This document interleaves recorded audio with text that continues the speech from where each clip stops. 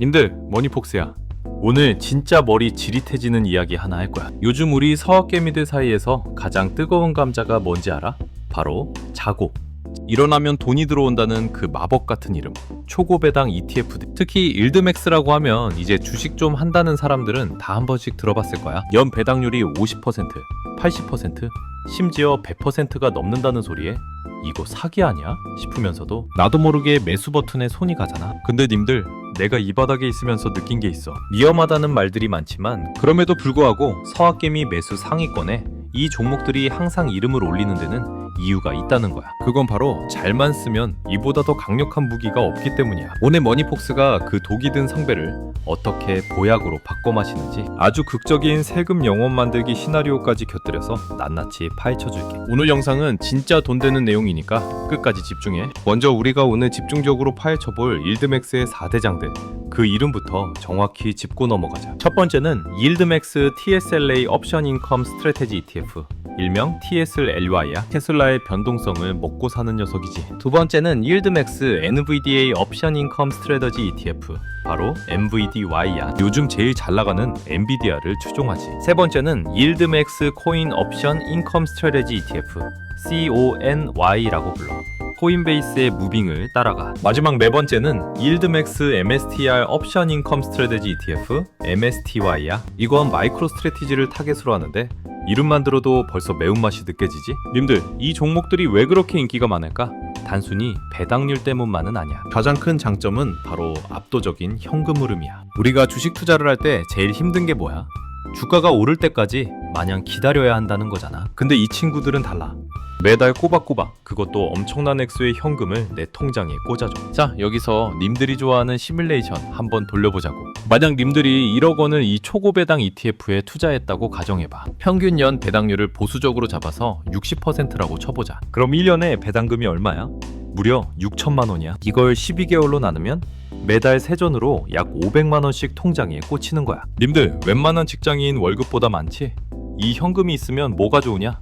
하락장이 와도 버틸 힘이 생겨. 남들 계좌 파란불 들어와서 벌벌 떨 때 나는 들어온 배당금으로 맛있는 것도 사 먹고, 아니면 그 돈으로 주가가 싸진 엔비디아나 애플 본주를 더 담을 수도 있어. 즉, 투자의 심리적 안정감과 재투자 기회를 동시에 주는 거야. 특히 횡보장에서 이 ETF들은 진가를 발휘해. 주가는 제자리인데 배당금은 계속 들어오니까 변동성을 수익으로 치환하는 커버드 콜 전략의 진수가 여기서 나오는 거야. 하지만 머니폭스가 항상 강조하는 거 있지? 세상에 공짜는 없어. 얘네는 합성 커버드 콜이라는 전략을 써서 주가가 오를 때 먹는 수익을 딱 제한해버려. 그래서 본주가 미친 듯이 날아갈 때 소외감을 느낄 수 있고, 반대로 본주가 폭락할 때는 내 원금이 깎이는 아픔을 겪을 수도 있어. 이걸 NAV 침식이라고 하는데, 님들이 1억을 넣었는데 주가는 7천만 원으로 줄어들 수 있다는 거야. 에이, 그럼 손해잖아 라고 할 수 있겠지? 근데 님들, 여기서 고수들의 역발상이 등장해. 바로 이 깎여나간 원금을 이용해서 미국 주식 양도세 22%를 영원으로 만드는 마법이야. 자, 지금부터 진짜 집중해. 아주 극적인 사례를 들어줄게. 님들이 올해 엔비디아나 테슬라 본주로 기가 막히게 매매를 해서 딱 3천만 원의 수익을 냈다고 치자. 원래대로라면 세금이 얼마일까? 기본공제 250만 원 빼고 2,750만 원에 대해 22% 세금, 즉 약 605만 원을 국가에 세금으로 내야 해. 생돈 600만 원이 그냥 날아가는 거야. 너무 아깝지?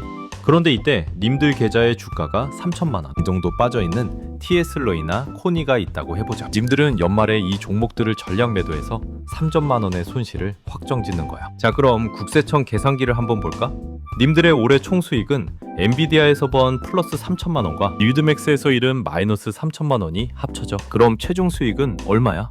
바로 0원이지. 수익이 0원이니까 낼 세금도 당연히 0원이야. 아까 낼 뻔한 605만 원을 고스란히 내 주머니에 찍힌 거야. 근데 여기서 님들이 에이, 머니폭스야, 3천만 원 벌어서 3천만 원 잃었으면 결국 0원인데 그게 무슨 투자야?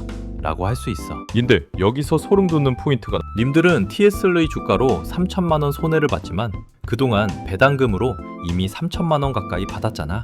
배당금은 이미 내 통장에 현금으로 들어와서 내가 맛있는 거 사 먹고 재투자하는 데 다 썼어. 즉, 내 실제 전체 자산은 엔비디아로 번 3천만 원만큼 불어나 있는 상태인데, 장부상으로는 일드맥스의 주가 하락분 때문에 수익이 없는 사람으로 찍히는 거야. 실속은 실속대로 챙기고 서류상 손실을 방패 삼아 세금을 한 푼도 안 내는 전략.